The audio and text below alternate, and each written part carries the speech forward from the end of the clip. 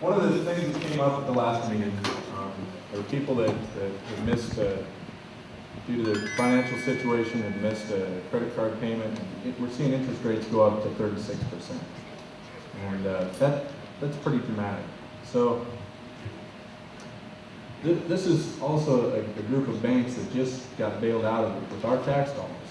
So when you're dealing with a bank, and I'm dealing with this because I've been unemployed for 9 weeks, and I've been working with my mortgage company, and they've told me they can't really, I don't qualify for this special program, and they can't really deal with me until I miss some payments, and then they'll talk.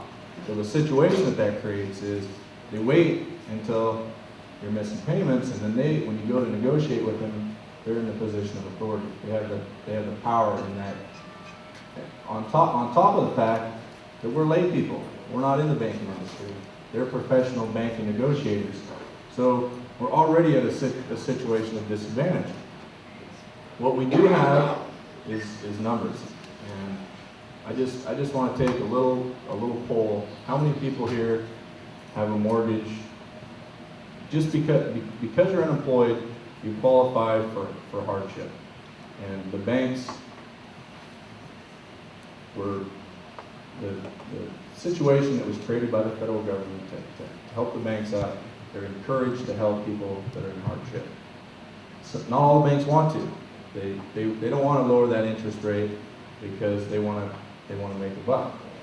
So they're not being completely upfront and honest about this situation. So how many people here? Everyone's here is unemployed. So how many people here have a mortgage? So that's a good number. So I heard a quote one time about organizing, and the quote was, if you can't imagine something, you can't organize it. So I just want you to imagine this situation. All the brothers here that raise their hand, that are in this situation, they go into the bank, they sit in the lobby, and they want a meeting with a negotiator to negotiate together.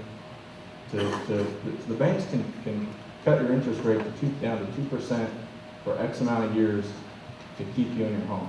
And if you think about it, that's good for them. They don't want to take that home and have to sell on the market right now because it's going to hurt them.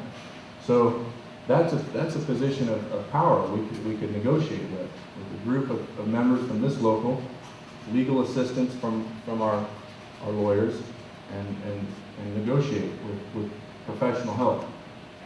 Meanwhile, while that group's inside the bank, we could have another group of members, if you're willing to do this, to be outside the bank, applying that pressure. And I guarantee you, if we were outside of a bank for 48 hours, we'd have 5 news channels covering us. If we did it for longer than 48 hours, there's a potential it could be a national news story. And it could start right here. That's something that we could do as an organization.